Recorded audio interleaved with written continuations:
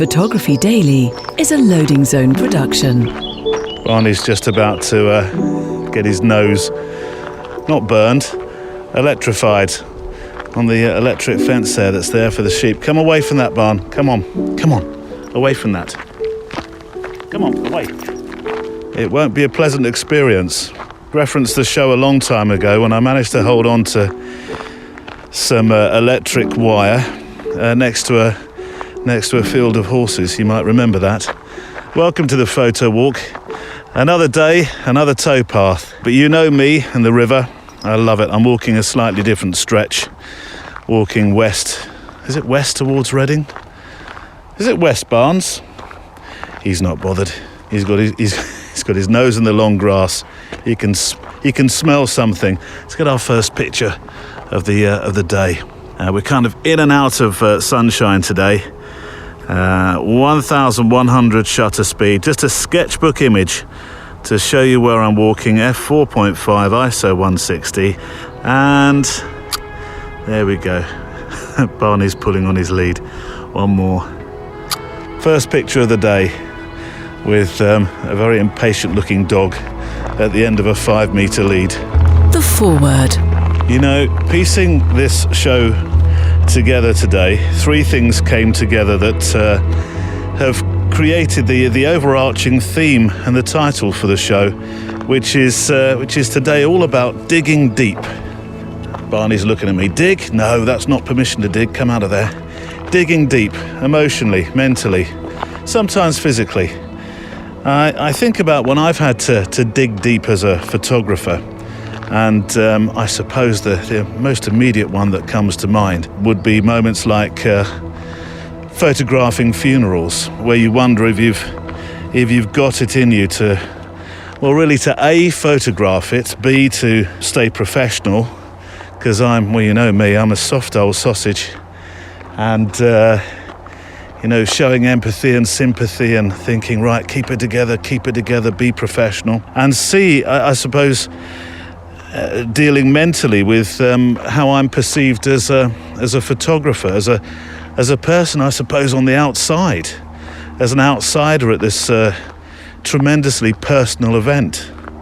Because in moments like that, you really do feel the eyes of the world in front of you. At any rate, the questioning eyes, the wondering eyes, wondering why you're there. It's a British thing. Or maybe it's not just a British thing. I think that's a human thing, isn't it? And there's a particular letter from a photographer who walks the mountains of England's north, a story that isn't entirely photo or photography related, but it is very relatable.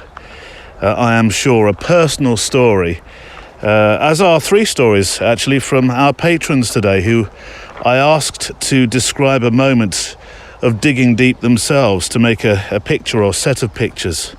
One of those stories, again, I think, for some listening today, will be particularly important and potent, as, and I don't want to sound all cryptic here, but it may well be emotions photographically that you're going through yourself at the moment. So all will be explained later on.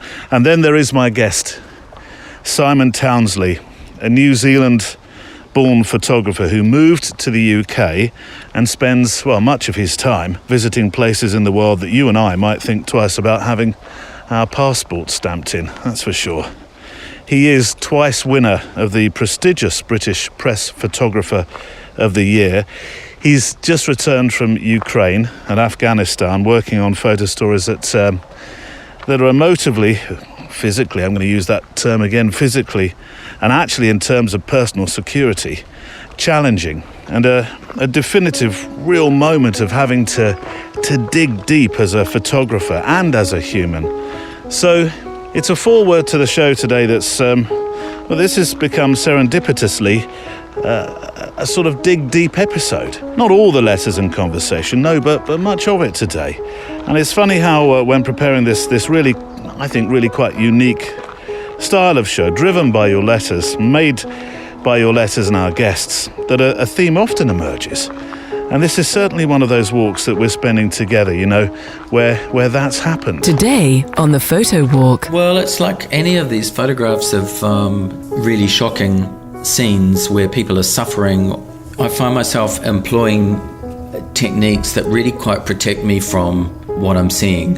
And with kids, that's the kind of absolute epicenter of injustice. And, you know, when you're photographing children, I mean, there's absolutely nothing that those children have done that means they deserve to be in the situation that they're in. Stories of life told by photographers, and today those stories come from Simon Townsley, the photojournalist, proud photographer and listener Ross Brocklesby, portrait specialist Charlie Clift, environmental photographer Nick Brandt, and you.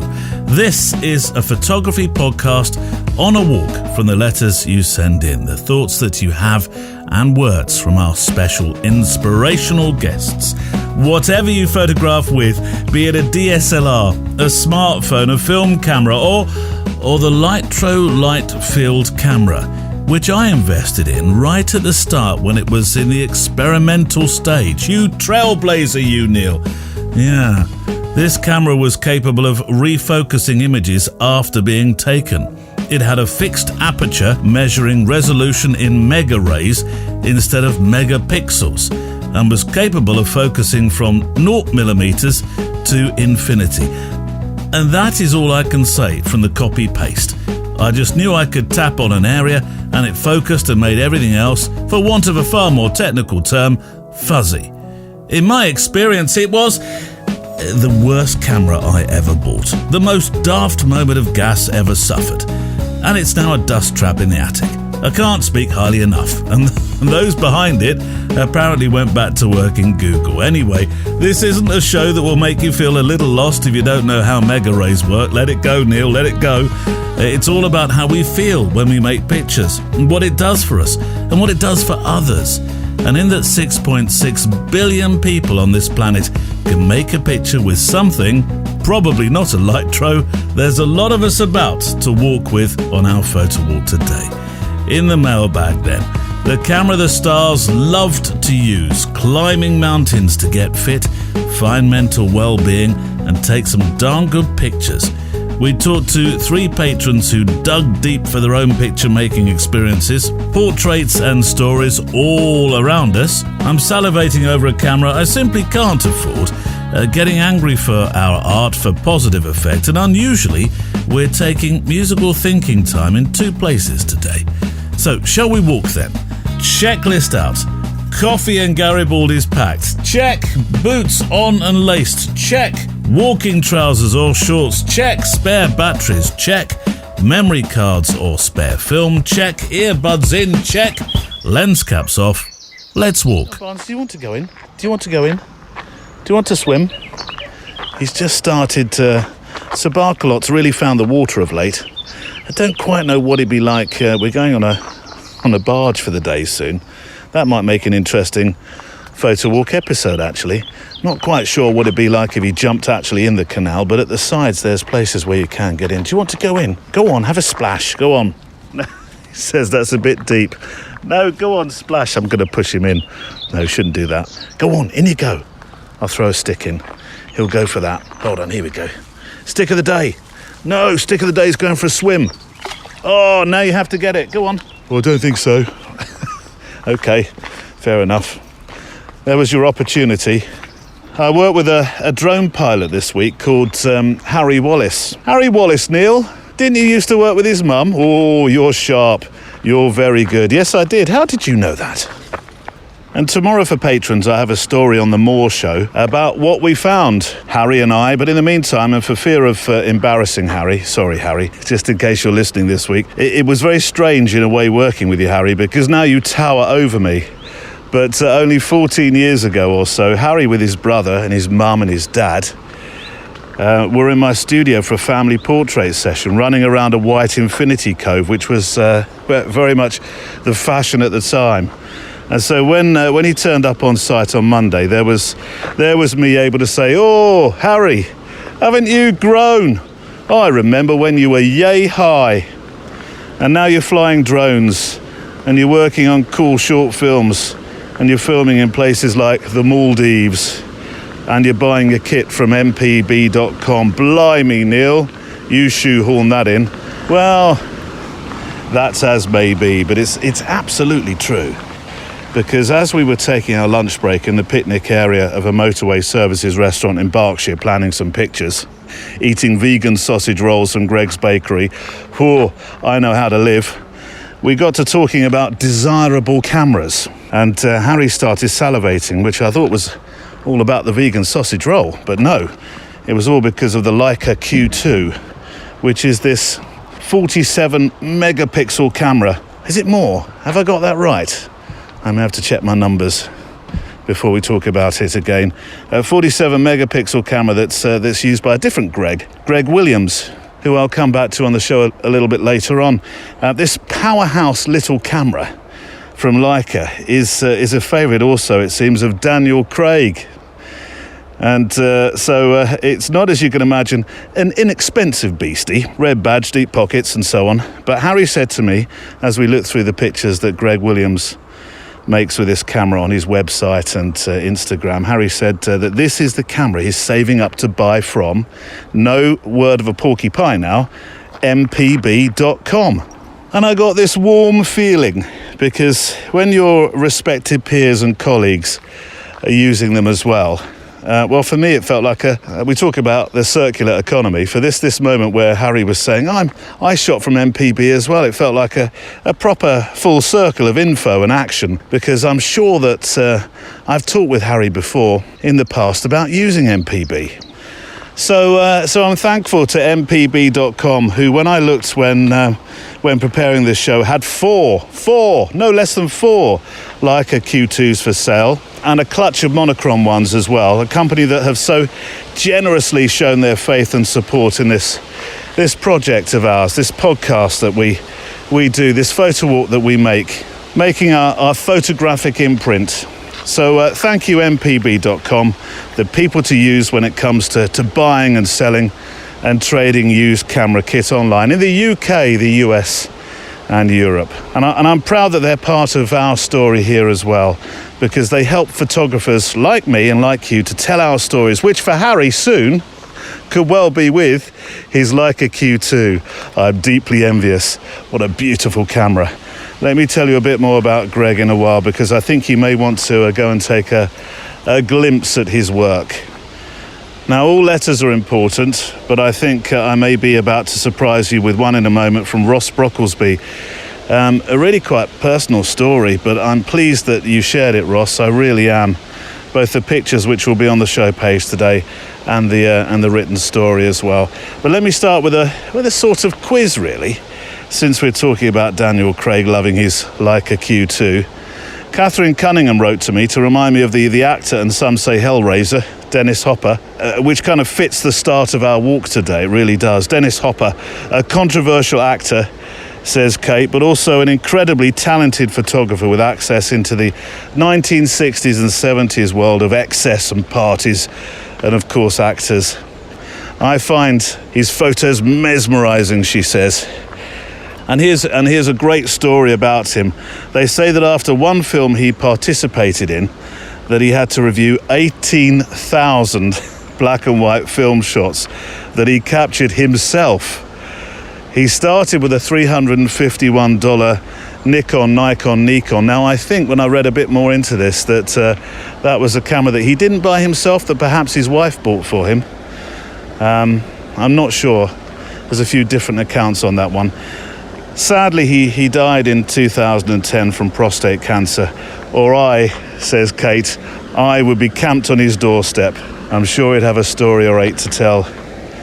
There is, Kate, a really good film about Dennis Hopper as a visual artist, because he wasn't, of course, just a great photographer.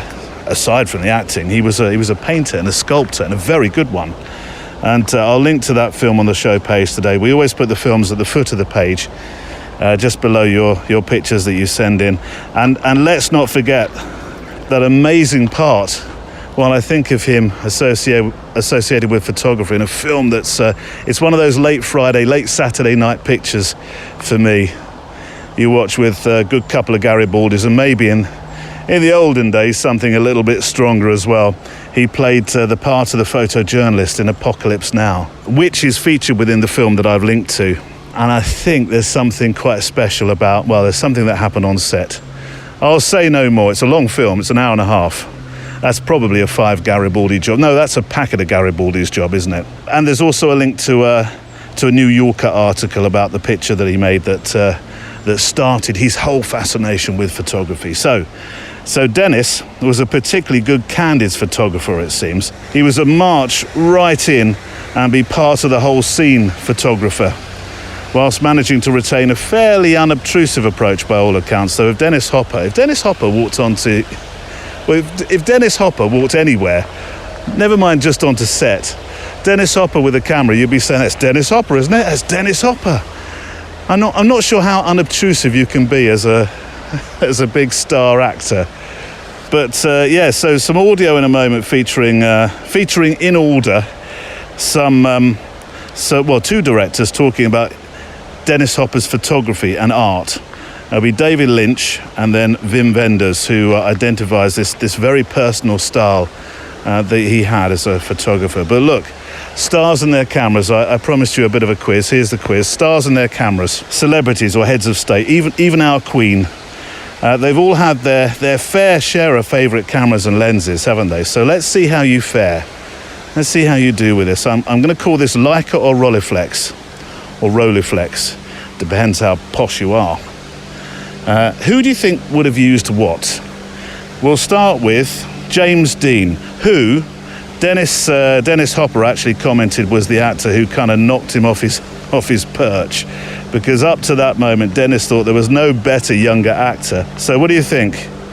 James Dean, Rolly or Leica? What sort of camera would James Dean have used? Ooh, I don't know, Neil. Leica? No, sorry, Rolly. McCartney.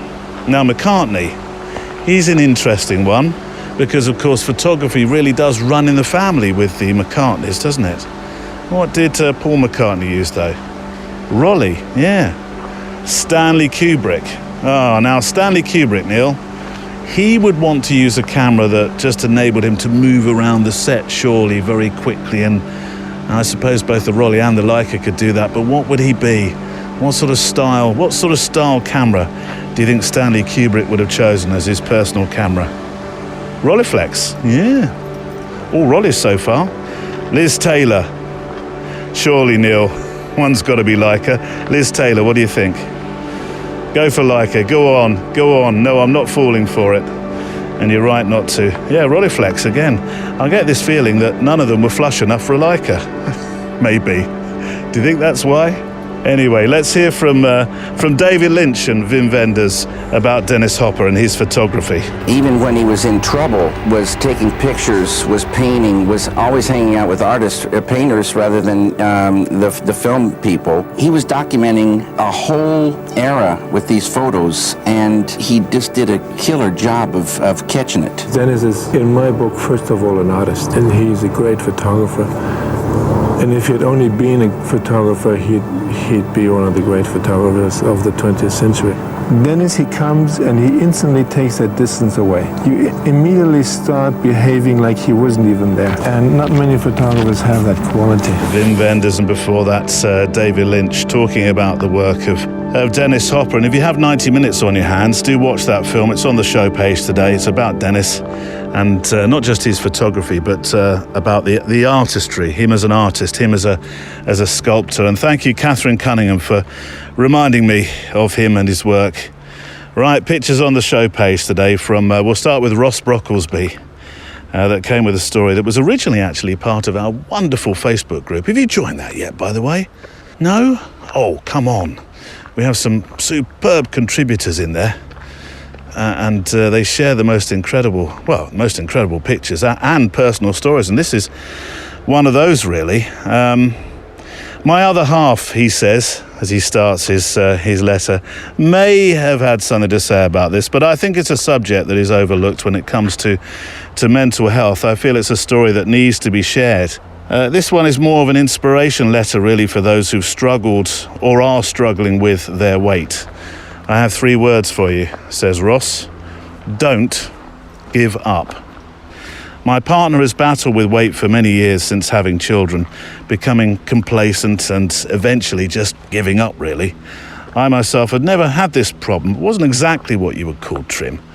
Now, 7 years ago, I woke up one day and in that instant thought, what am I actually doing with my life? I worked full time, I smoked, I had a rubbish diet, the never-ending dullness that working life can bring.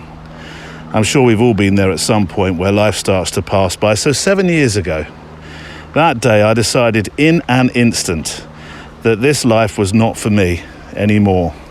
I quit the cigarettes, I quit drinking, and I haven't touched either since, apart from the old Baileys at Christmas. I think you're probably allowed that.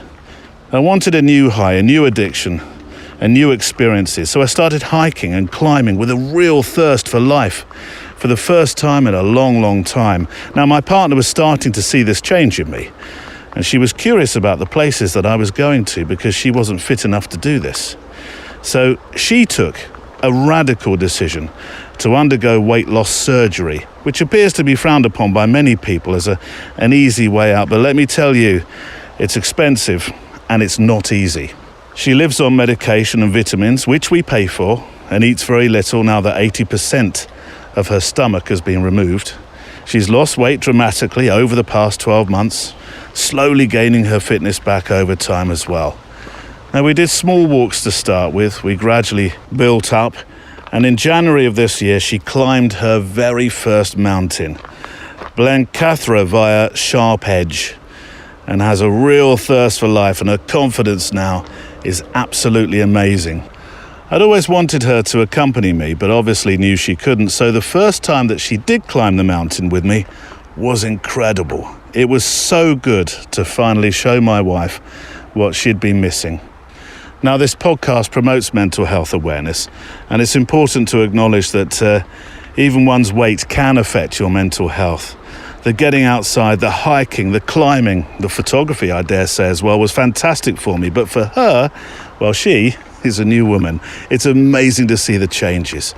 She's incredible, and what she's gone through and the hard work to get her fitness back is amazing. In the space of 18 months, she's gone from one extreme to the other, and I'm really, really proud.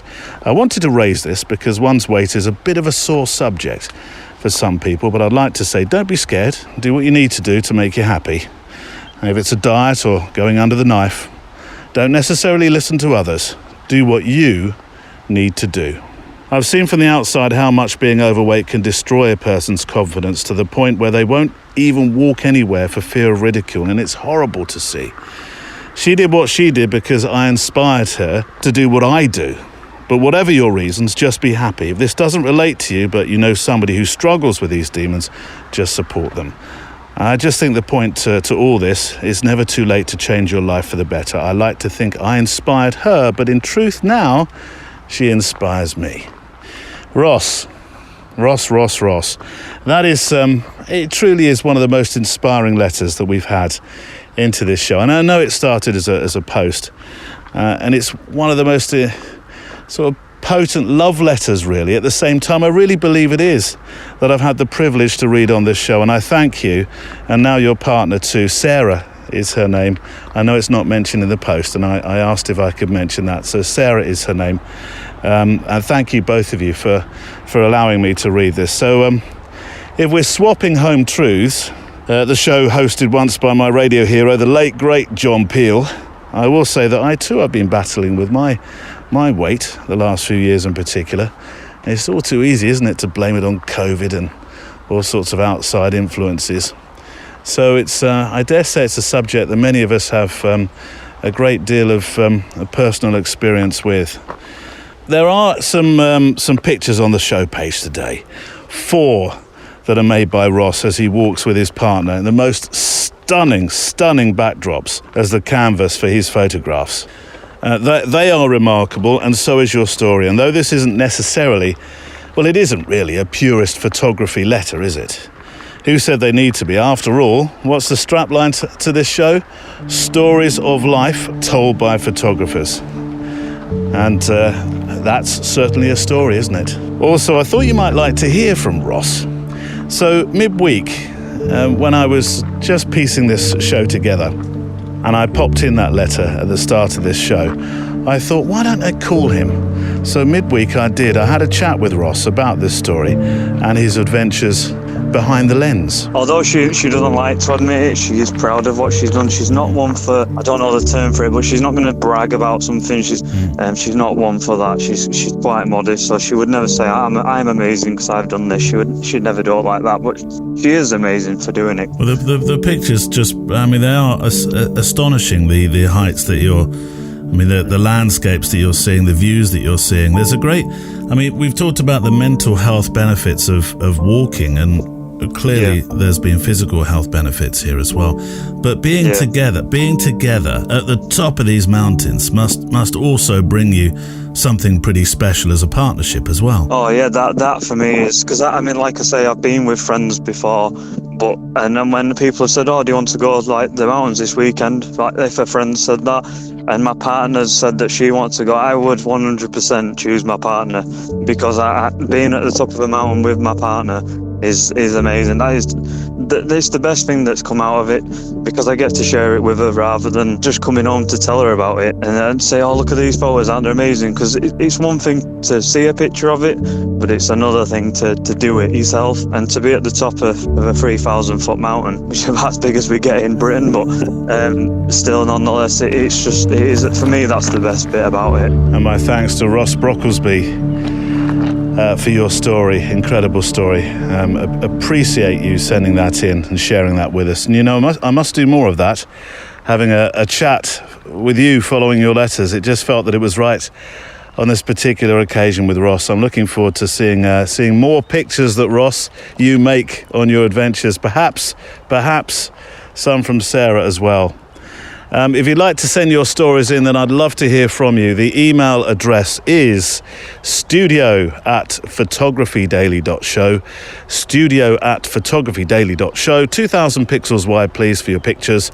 And remember, yes, send me also your Instagram links or your website links so that I can be sure to link across to your website or your profiles in social media as well. Thank you very much for the 365s that you've been sending in. Some super ones over the last couple of weeks, and I haven't really mentioned them, so apologies.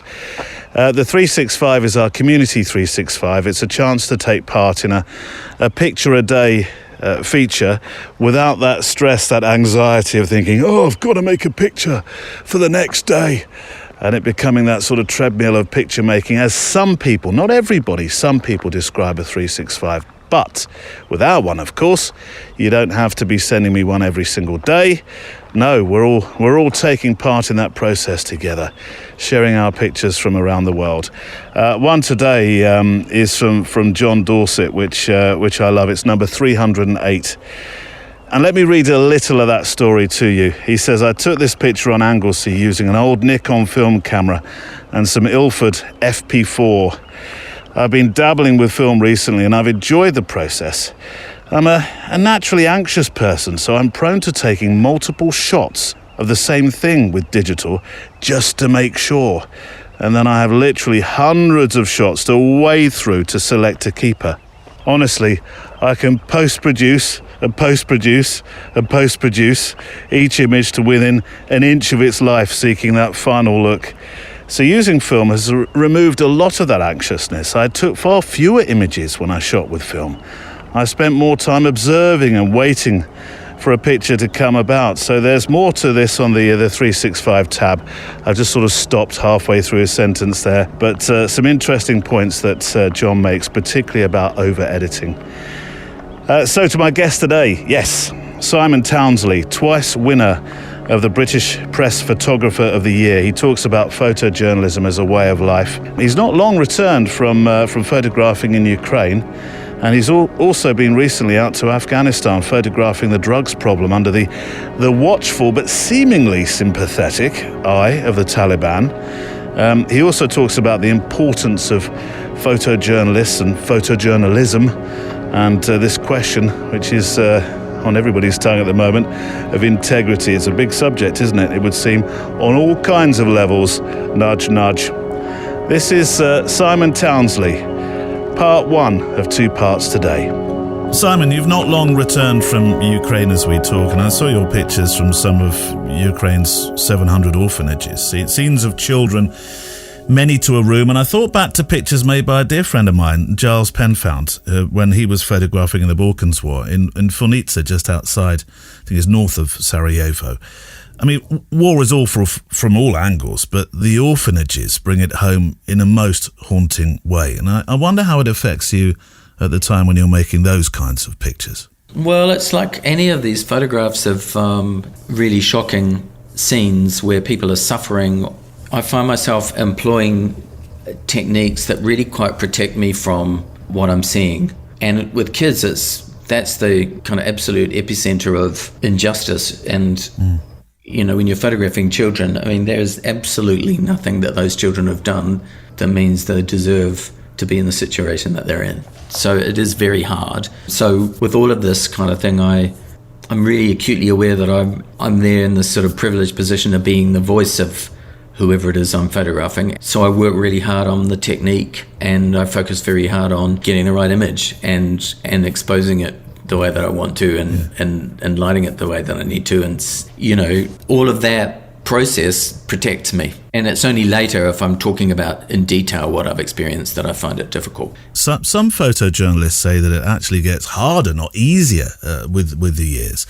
That you would have thought that you'd built up this sort of, not quite sure how to describe it, but this ability to see past that, as you say, to see technically instead of emotionally. But it becomes harder for some photographers, doesn't it? I think we were talking just briefly about the great, wonderfully, you know, very much missed Tom Stoddart. He said that became harder, not easier. I think some aspects of it do. I mean, that initial shock and horror of, you know, a situation does become a bit harder. And I keep waiting for the hammer to fall on this, where I'm going to end up finding a situation that I can't cope with. But it's not so much moving from the emotional and replacing it with the technical. It's really finding the strength through the technical aspects of the work to protect you. The story was of evacuation, which was becoming increasingly harder, of course. What do you know what's happened to those children now? The children from where you were photographing in particular? The issue with those kids is that they have very, very intense high dependency needs, and it's not.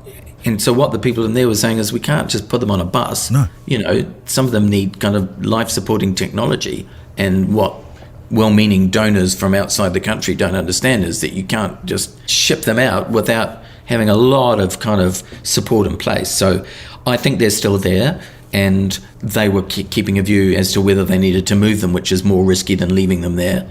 So we know that Odessa was hit overnight and a number of people killed, but I think where they are is somewhat out of town, and, you know, God willing, then they'll be safe there unless there's actual fighting and an invasion of Odessa itself. And how do these assignments work? Are you receiving the ideas for these, or are you making the stories, or are the fixers finding the stories? I'm intrigued as to how that works. So in the case of Ukraine, I worked with a writer, and we had a fixer who had worked with some other writers out there before. We kind of rotated in. You know, we'll tell the fixer where the story angles are, what we're interested in seeing, and I'll say to the fixer, look, you know, let's have a look at the orphanages, let's have a look at the hospitals. We need to get to perhaps a graveyard. Yeah. If there are people, you know, let's find out if there are troops being buried or civilians. Let's take a look at, you know, mental hospitals, any kind of institutions where there are vulnerable people. Yes. Yeah. So you have to find a way in,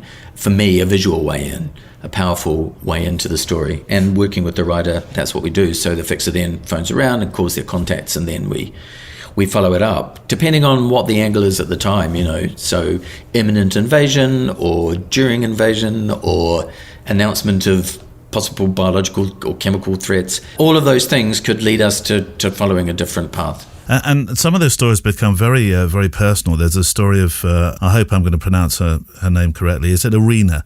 The mother. At the morgue? At the morgue, yeah, the relatives visiting the mortuaries. And she's featured in your pictures in such open grief that only a mother who's just found her son naked lying on his side waiting to be identified could possibly show. And it might be a similar story to, a similar question really, to how you deal with the pictures of the children. And I wondered how you found it within yourself to tell those stories during those moments of absolute, pure grief.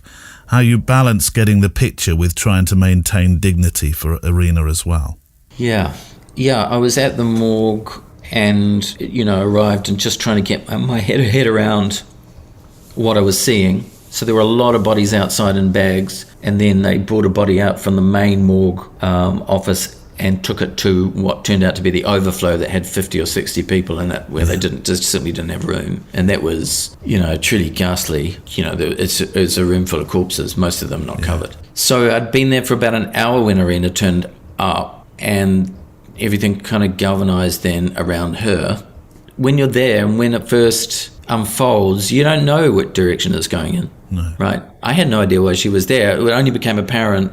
Our translator, our fixer, said she's here to identify and take away the body of her son. But that was after she'd been there for a little bit. And then I photographed her and followed her around, followed her into one of the overflow rooms. And I thought, how am I going to photograph this? Because it's pitch black. I mean, the only light really pretty much that was coming through the door, and there were people blocking the doorway. So you do what you can, and then she came outside, and initially obviously she was incredibly distressed, and her relatives, I think her sister, they were upset, and they were upset with us. And oftentimes that's the case, that they'll be upset with us because we're the only people to get upset with, right? Yeah. You back off a little bit then, and you try and shoot more gently, and they change their focus as well, because clearly we weren't their problem, and they had bigger things to worry about. And they immediately saw the opportunity, and Irina immediately saw the opportunity to talk about her baby boy, her 22-year-old son, and it changed pretty much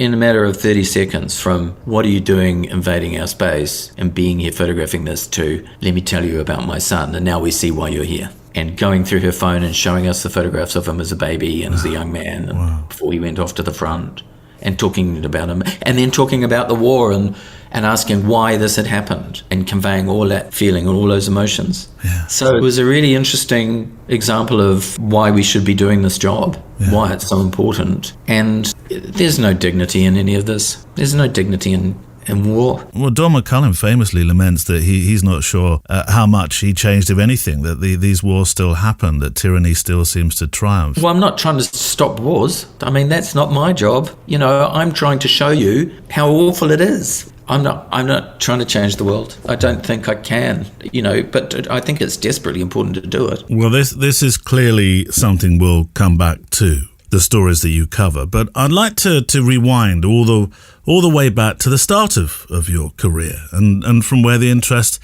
came from for making photographs. I found photography, more particularly photojournalism, when I was living in New Zealand, which is where I'm from, and I was unemployed on the dole, and I was really casting around, and a friend of mine had a camera, an SLR, which I thought was, wow, I can't believe he's even letting me hold it. And he asked me to take some photographs for him, which I did.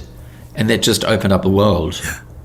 And then I went to the public library because I had all the time in the world, and I read every book they had on photography, all the great photographers, these fantastic people.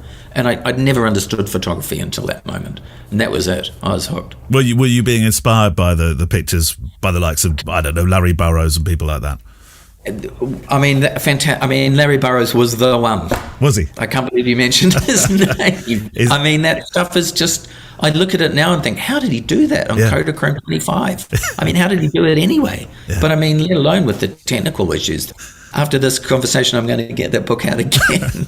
Yeah, and all of that, Kappa and also, people like Ansel Adams and Stieglitz and Weston and all of the technical masters and, just everything about photography. I mean, it was photojournalism that's what I fell in love with, but everything about photography fascinated me. So why the move from New Zealand then? Oh, well, I couldn't sustain, when I was in New Zealand, I was shooting a lot of, I got a good job on a national newspaper, but still it was National New Zealand News. Yeah.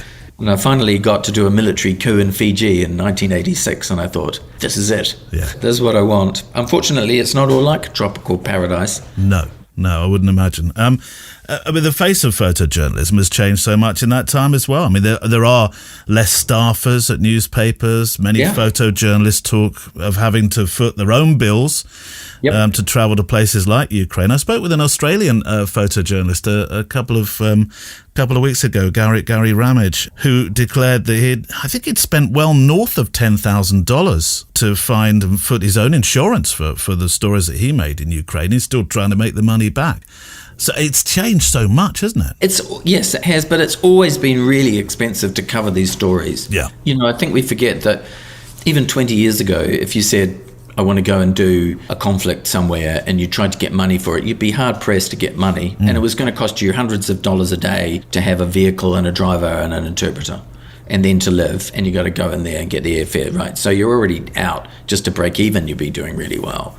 So, I mean, it's harder, but it was always pretty hard. People wouldn't, not since the days of McCullen would people pay you to do this stuff. But of course, you've got the Telegraph behind you, haven't you? Yeah, and I have, and the Telegraph have just been extraordinary, particularly over Ukraine. We had 3 crews there at the beginning, and that's such an incredible investment in photojournalism, and it showed. There's fantastic stuff that people like Julian Simmons and Heathcliff O'Malley, that and David Rose, all that stuff, amazing, and that really carried the paper. And you see that in increased sales. And who drives the stories when you're there? I wonder what comes first. Does the story follow the pictures, or the picture follow the story? It's obviously a collaboration of some kind, but there must be something that drives the story as you're making them. Yeah, it's completely a collaboration. I would say that the story follows the pictures. Yeah. And so it should. Look, you have to listen to the writer and say, what are we going to do here? Yeah. I think this, what do you think? Yeah. And they say, well, the desk says they're really interested in what's going on with, I don't know, they want to rewrite on something. I'll say, well, you stay here. I'm going to the railway station to see what's going on down there, because that's the most recent thing. Yeah. Otherwise, they might say the desk wants a big thought piece on the grain. I'll say, great, well, we better go and find some big farms and grain silos and, find out what's going on. So the fixer will go and do that. So we work together really well. Yeah. I mean, I work with Ben Farmer, who's a terrific writer, and we work together fine. Other journalists, it can be really difficult working with some writers. They have very different ideas, so you have to compromise. Talking of stories from humanity, if you don't mind, this is the first of a few times I'd like to read some words from your website that accompany this story. The greatest threats we face in the 21st century are of our own making. At the beginning of 2018, I was invited to work on a major new project to raise awareness of global health security, with the hope that by publishing the reality we can influence the changes that are required. Simon, I spoke not so long back with the environmental photographer Nick Brandt, who calls upon his anger to produce the most extraordinary work in environmental terms. He says that is his driving force. What emotion do you have as a photojournalist to channel in these kind of stories? Is it anger? No, it's indignation. Is it? Yeah. I think there's a degree of anger in there, but I'm just astonished that people don't understand, how important it is to communicate the difficult things that we have, in a way that actually is engaging, so that people will look at it and understand. I mean, it's pretty easy to shock, but I think I'm indignant about the circumstances of people who are photographed. COVID happened during this time as well, and how did that change or inspire your work? It made it very difficult. You chose to go to Brazil, which was one of the most dangerous places to be. I went to Brazil before I was vaccinated. I thought that was... I know. I was reading the story thinking, surely this was before those times of jabs. Yeah. I mean, I can't figure it out. It seemed like the right thing to do, and I was pretty careful. And I don't think I've had COVID, but who knows? I haven't tested positive, and I've done a lot of tests. But look, it was fantastic to go to Brazil and work there. And I also did some work in London at a hospital in London, and it's unbelievably difficult working in the NHS and working in the United Kingdom.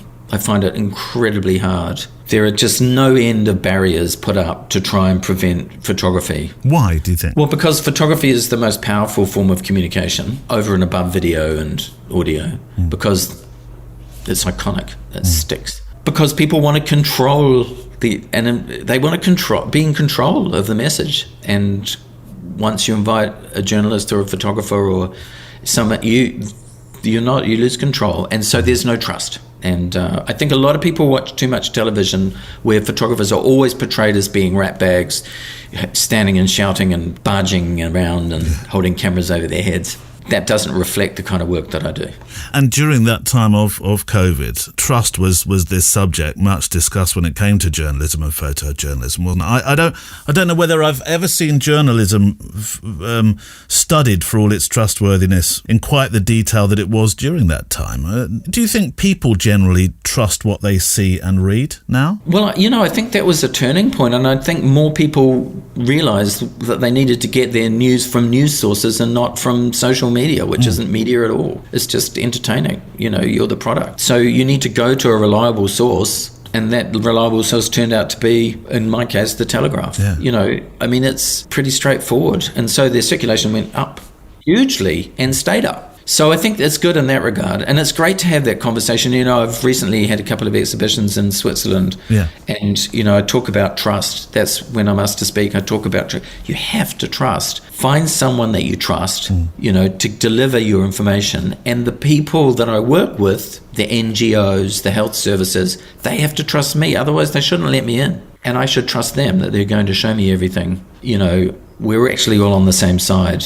And I think it's very important not to lose sight of that. But it's interesting, the rhetoric that's changed. I think about politicians, for example. It's almost been open season on photojournalism and journalism, hasn't it? With them, blaming journalists for everything. The mainstream media are at fault. I know. It's very entertaining. It's just a backlash, I think, because people can have a voice without having much of a platform. And it's very easy to kind of just sort of be in the same space. Yeah, I don't know. It's an easy target, isn't it? Yeah. And again, it's suppressing the media at every level. That's got to be the number one job of anybody who wants to be in charge. Do you feel safer with a camera now? It depends where I am. Well, let's talk about America, for example. We've had many conversations about, during the Trump administration, it became really quite a difficult time for photographers, and there were photographers being arrested. We spoke to one who was arrested in New York for photographing Black Lives Matter, for example. Yeah, and that's happening here, and the legislation in this country is changing all the time, and it's becoming more and more difficult to protest, and people should be alarmed about that, and it's becoming more and more difficult to cover this sort of stuff. And we saw that starting after 9/11 and the increasing and 7/7 and all of the increasing legislation to control what you can do around specific sites and how you can be. We really need to value our ability to be out and to record information wherever we are in public. Well, there's that incredible story, isn't there, of Joel Meyerowitz, who managed to, because Giuliani didn't want anybody to photograph at Ground Zero, did he? Yeah. People... But those photographs exist today because Joel Meyerowitz said, no, I think this is important. Yeah, and so there's, and that level, that's really critical, but these things are being nibbled away at all the time. If you're in the middle of a pandemic and you're not allowing photographers into your hospitals, then you're controlling that story in a way that, if I'm in hospital very, very sick with something that is very disturbing, I'm okay with someone coming and photographing me. I think that I would want that. And I would want to trust that the powers that be would let photographers in who they'd looked into their work and they understand that these are photographers who act in a dignified and rational and a thoughtful, compassionate way and wouldn't just let any idiot in. So that's the balance. That's Simon Townsley, and he returns for part 2 of his story shortly. I seem to have, we've turned right off the towpath next to the canal, and I've found this is a surprise, a lake I didn't know existed. There's a kind of a landing jetty in front of me that opens up onto a wide expanse of land. I think it's a fishing area. I'm surprised not to see it surrounded by wire. Get off my land, thou shalt not walk here, only fishermen. My pirate accent is getting gradually worse, isn't it? Let's get a picture for you though. Let's put your letters down for a second. Sabarkalot's itching to go the other way. I can't let you off the lead because there's a sign. Barney, there's a sign saying no dogs off leads. Even Photowalk dogs. The rule counts for you as well. Let's just get a picture of this. I quite like sometimes to frame I quite like often to frame a shot, kind of vignette it naturally. There's trees that are forming an arch across the very top of the frame, which are vignetting the scene. Shutter speed, 2,700. 4.5, f4.5, ISO 160. Lovely, there we go, there's the lake. Beautiful and very serene. Just a moment ago I got passed by Probably 1,002. Neil, I think you're over-exaggerating. Me? No, surely, not given to that. 1,002? No, probably 2,000. 2,500, don't you think, Barnes? Photographers, one after the other, after the other, after the other. Even Barney, after a while, sat down. He couldn't be bothered to chase them anymore. Like many indie podcasters, we have a Patreon membership where some very special friends help support this show for the price of a cup of high street coffee or a roll of my favourite stock. Would that be HP5, Neil? Yes, it would. Film. And thank you so much for those who are members and those particularly who have become new members recently. And to, come on, pups, this way. And to say thank you, Patreon membership brings a few sprinkled goodies each week and each month so that we can stay in touch with one another. There's the More Show, which goes out on a Saturday, sometimes a Sunday. A diary show, in essence, some stories from a week behind the camera, my camera. Not always my camera, actually. Midweek, we have the replay episode, which is a revisit to hear former guests, unplugged, as it were. And on Wednesday night this week just gone, we did a two-hour training and mentoring session, the first one that we've done like this, and we talked about sound. I took you behind the scenes in some respects, didn't I, to show you how the podcast is produced. And then we talked about sound and how perhaps it can impact your photography and making stories. And we decided, because sound is quite the subject, there's a lot to it, that we would get together next month as well, and we'd take the sound that we talked about and pop it onto movie timelines, so we can talk about producing films of still images. It's difficult to do a very detailed one of those in 2 hours, but we can at least touch the sides. Is that the correct expression? Oh, Neil, your expressions, they're awful. I think it is, isn't it? Barney, what is it? Touch the sides? No idea, he says. I'm looking for a stick. Not interested. All right. And then there's the monthly Zoom where members get together to take part in what is now a production meeting and share pictures of where you've been in the month prior, what you're working on, what you're seeing. And we end with something called The Question, which is where our wonderful patrons share their stories of life for this Friday Photowalk. And you've heard them before, I know, of course. And the question this month was, share a time where you've had to dig deep in life to make a photograph. And I'd like you to meet Craig and Sue with stories about the weather making us dig deep. And I'm sure you, or maybe our other listener, will have had moments where you've suffered for your art because of meteorological weather, because of weather. Yes. And then after Sue's words, Paul sent in a very personal story about the last picture he made of an exceptionally important person in his life. These are our patron stories of digging deep to make that picture. And then I'm going to do something slightly different this week, because when I was bringing the letters and the words together for today's show, I found a song that I thought would make a great play-out song. You know, we like to have that play-out song. If you've never got to the end of a show, which I know some of you haven't, be honest with me, then we have at the end, we always have a song where we can just wander together, make a few more frames on our photo walk. And there's a song that I think either fits the topic of the show or just feels right, feels appropriate, we have a particular, I think, sound or mood or texture to the show. And today, I'd like to play a song in the middle of the show as well as at the end, something just to reflect with, really, and I'll play it after Paul's piece. It's by Claire Kelly. It's a wonderful song. It's called Together Again. And I think it kind of fits the mood of this particular part of our photo walk today, so we can make some pictures together while that song plays through from Claire. So let's hear then from our patrons about digging deep. Well, I tend to take photos all in the winter, so I tend to have to dig deep during the winter months where I've gone out and it's snowing and it's windy and it's freezing cold and my beard sticks to the back of the camera. And it's just, I love this. I love the weather. I love that having to dig deep to really climb up those mountains and put up with the freezing cold weather to get fantastic sunrises. It's just what I do. Similar to Craig in a way, going out in the winter. But I love a storm. The bigger the better. I love to photograph storms. And I can remember being down in Porthleven, which is in Cornwall. It's right at the very end of Cornwall. And there was a wonderful storm, probably hell to a lot of other people, but to me it was epic. There were waves that were splashing up 100 feet into the air. And my friend and I, we were out there photographing for 7 hours. We were cold, we were wet, our batteries ran out. Neither of us have ever forgotten it, and we've never matched it since. But it was digging deep to stay there, but we loved every minute. Well, since I took up photography seriously at the age of 18, there must have been at the very least a couple of dozen occasions when I've had to dig really deep to summon up the willpower to make a particular photograph.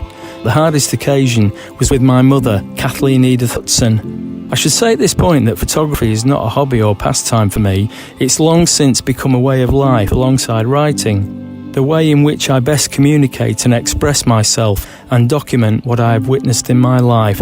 So while I like to make interesting portraits and landscapes like everyone, when my mother was diagnosed with terminal cancer in January of 1996, I just knew I had to document that awful period. I started by making a film of her during a lovely weekend in a friend's sea-facing flat in Scarborough, where she recounted stories from her childhood and her early years. And then, with her permission, I began making photographs of her during her illness. There came a day when my father and I were with her in the lounge at their home. We both knew death was close, and I realised it was time to make one last image. I can tell you, I never felt less like making a photograph, and it took over an hour to decide to do so. It felt a bit exploitative, but then I felt a strong need to make that image. So while she slept in a morphine-induced sleep, I made my last photograph of her. She died a couple of days later with my dad and I present, and tragically, although she loved children and had wanted a bigger family herself, she didn't see the birth of our first child just 1 month later. Thank you, Paul. Paul Hudson's story of digging deep. A very precious picture of Mum, and I meant to say actually that particular photograph, Paul has so kindly shared that with us, and you'll find that on the show page today. Here's Claire Kelly.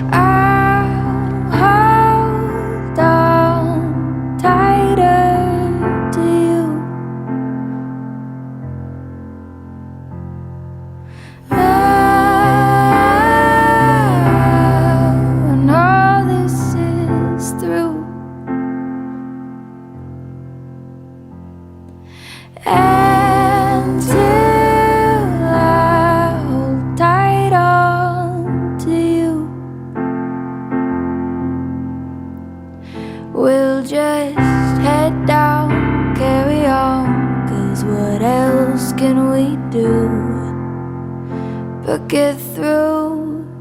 And we'll sing hallelujah, but what is that to you right now? But let's talk in a way that can give us some faith to go around. We'll hold tight as we can when it's better again, and that'll sustain me for now.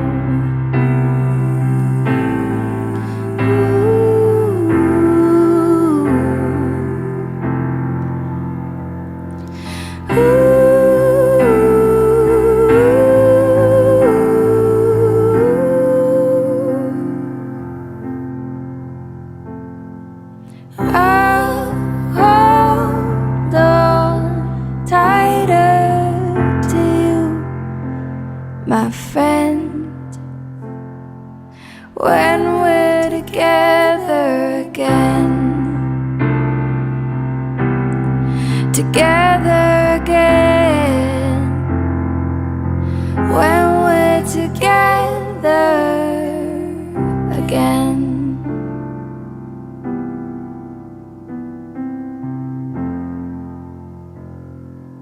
When we're together again. That's Claire Kelly. And just a reminder, you can see the photograph that Paul was talking about on the show page today. And I know that for some people listening, what Paul has described is perhaps what you maybe what you're going through. right now with a loved one, you may be in a situation where you're considering digging deep to make a similar kind of important photograph. So with that in mind, I did ask Paul, who is a writer and storyteller and photographer, whether he wouldn't mind if you got in touch with him, if there's anything that you'd like to ask him in particular. And he said yes. So on the show page, there will be a link to Paul's work. There's a couple of links, actually. And if you feel you'd like to reach out to him, if you could drop him an email initially through his contact page, and then he'll get back in touch with you.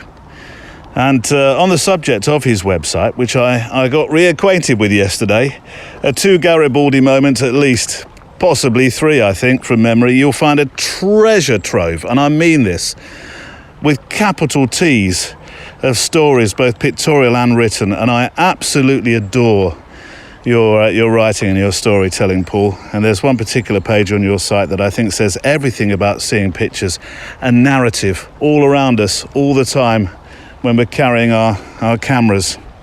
And you might be surprised, I think, by the one that I've chosen to talk about, but often, and Simon Townsley actually really underlined and will underline this more, we're talking about how he finds his extraordinary stories when he's on assignment. You find stories and topics and subjects to make pictures of and about at really quite unexpected times. Maybe, and often in my case, really when you're not looking at all. And this, well, this is a reasonably mature story now, in that it's a page called simply Car Park Attendant, Leeds, 1988.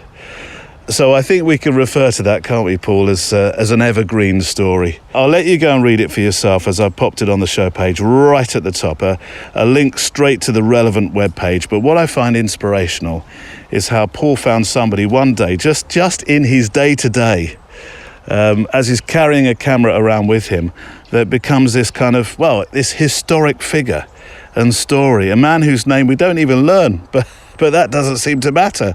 It's a portrait piece, one solitary picture, it's a written piece, and it turns into a poem as well. Beautiful, really.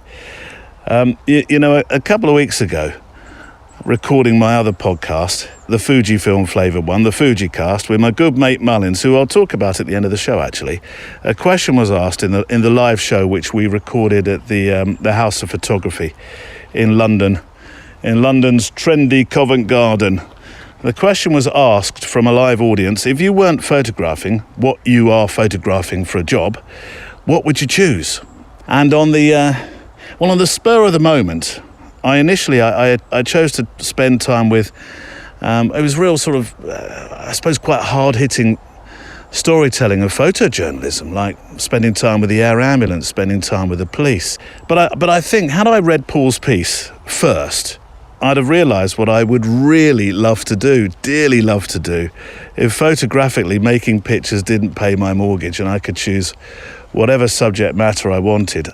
I think I'd like to go, and Paul, you've certainly inspired me here, I think I'd like to go in search of one story a week, one person, just one person that really piqued my curiosity, perhaps as I walked past them and turned back and said, "Oh, excuse me," and I'd like to make their picture, and who knows, try to pen some words about them and some poetry, as you did so well as well, to make their short biography, if you like. And of course, because it's me, I'd probably choose to record their voice as well.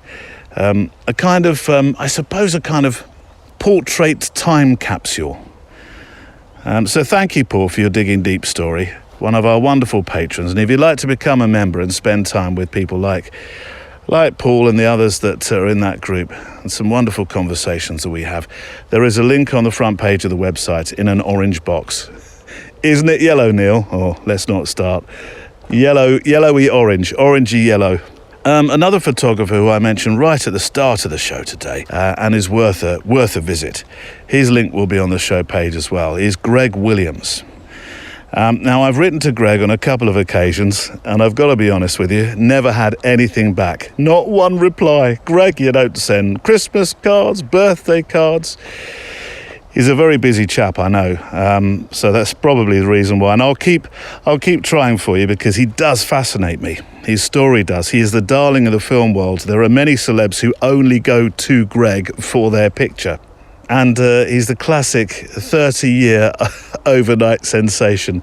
20 of those years, 2 decades, being the favoured photographer on the James Bond set. That's not bad, is it? So as I understand it, he uses this Leica Q2, which of course we talked about earlier, didn't we? Which is nosebleed time now, we're going to get technical. It is a 47 megapixel camera, I was right.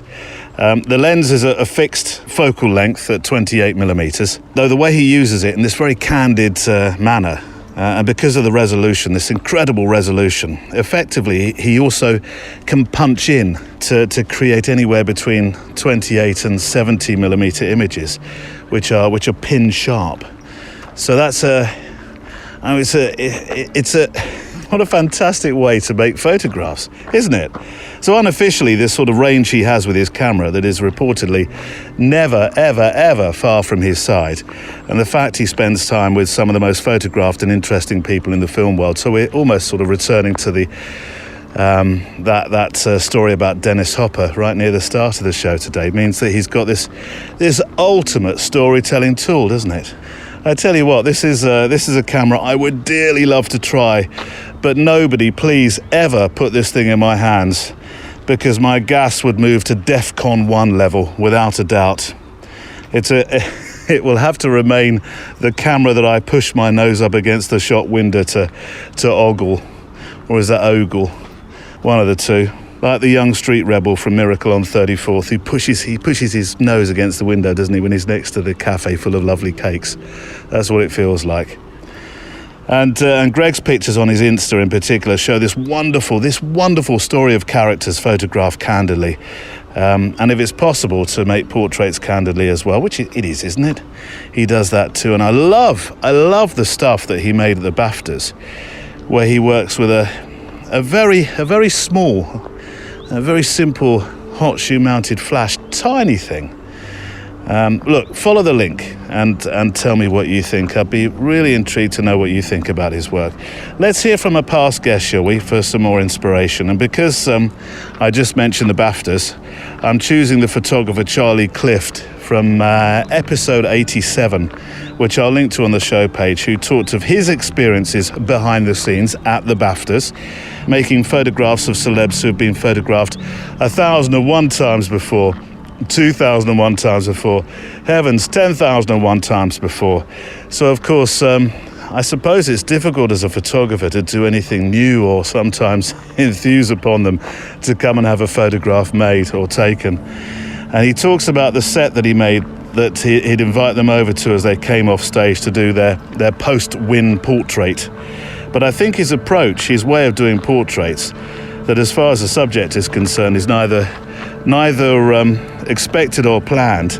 I love his enthusiasm. I love the approach that Charlie has in this clip, which is for those of us that have or will make a portrait, are words worth remembering right from the get-go. If you put out a really positive attitude towards someone, it's incredibly hard for them to come back at you with a very negative attitude. To take that BAFTA example, as soon as someone walked into my backstage booth, I would look them straight in the eye, I would smile at them, I'd congratulate them on their BAFTA they've just won, I'd shake their hand, I'd do everything possible to make them feel special and wanted and exactly in the right place. And then I would quickly guide them in and show them, we had this giant mood board of loads and loads of different poses, so that I could really quickly explain, this is how I'd love to photograph you, check that it's all right with them. And if they weren't up for that, I would then immediately move on to another one. I'd have 2 or 3 ideas in place. And so within 10 seconds, you've welcomed them, you've made them feel great, and you've showed them roughly what you'd like to do with them. And then you can get on with the next 50 seconds you've got with them, you're capturing those images. And then you need to, like, my focus is so 100% on them and what they're doing and how they're reacting, and sort of pushing and nudging them towards the best moment. Inspirational words from the photographer Charlie Clift from, a long time ago, episode number 87, in the very formative, the formative months of the show. Barney, not in there. Oh, God, he wants to go for swims non-stop today. If you get in there, Barney, you're never getting out. That's really deep. And I'm going to have to... Are you going to do it? He's not sure. He's looking. It's so hot. It really is hot. And I've brought water with me. It's gone from being a bit cool at the start of the walk to really quite warm at the end of it. So that must look very inviting. Barney, I wish I could jump in that canal as well with you. Oh, I wish you would jump in the canal, Neil. Oh, thanks very much. Do send your stories from your photo walks in, please. That's what drives the show. It's what keeps us here each week. Otherwise, we'd have a very short show. It'd be just me and Barnes looking for a place to jump in the canal. Send them to the email address studio@photographydaily.show. studio@photographydaily.show. Pictures, please, 2,000 pixels wide, which helps me when I'm preparing them for the show. And if you can remember to send me your website link or your social link for something like Instagram or Twitter or Flickr, then please do. And even if you've written to me before and you think, oh, Neil's got my URL, please send them in again, because it does help. It helps in the admin on a very late Thursday night when I'm putting the show together.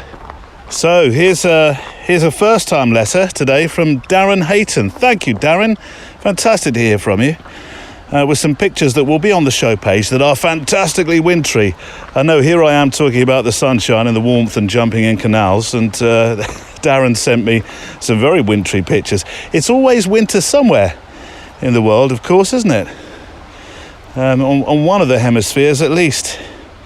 I want to thank you, Neil, for the Friday photo walk. No, thank you, Darren, for being there and listening. I enjoy the show immensely. The guests are great, but the real draw... Oh no, I'm going to have to go and hide behind a tree now.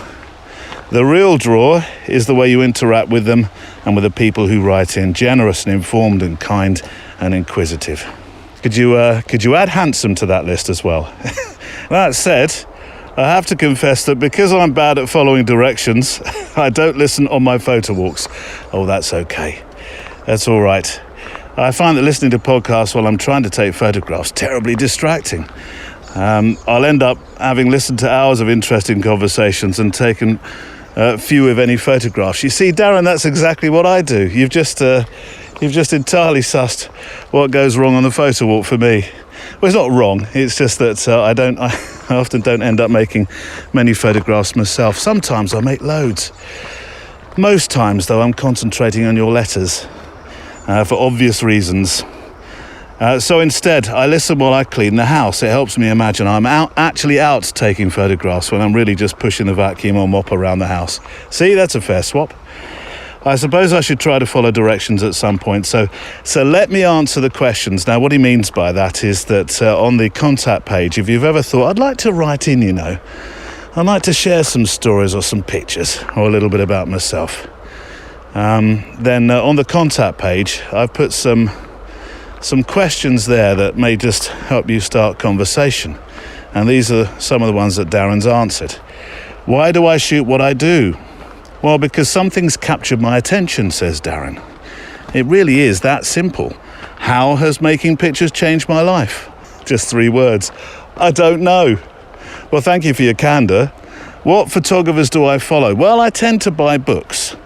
If that counts as following, it most definitely does. Of course it does. That's probably it's the most tactile, the most tangible, most tactile, definitely, way to follow photographers, isn't it? So I'm currently following Mark Klett and Robert Adams, Brassai and Josef Sudek. They're all great. Any photographers I think you should talk to? Darren says me. Well, why not? Why not indeed? You're a photographer. One of your patrons, he suggests. Well, we've done that today, haven't we? And we spoke to 3 in particular, and Paul's very potent story about his mother as well. Or somebody who doesn't do photography for a living, but purely as a passion.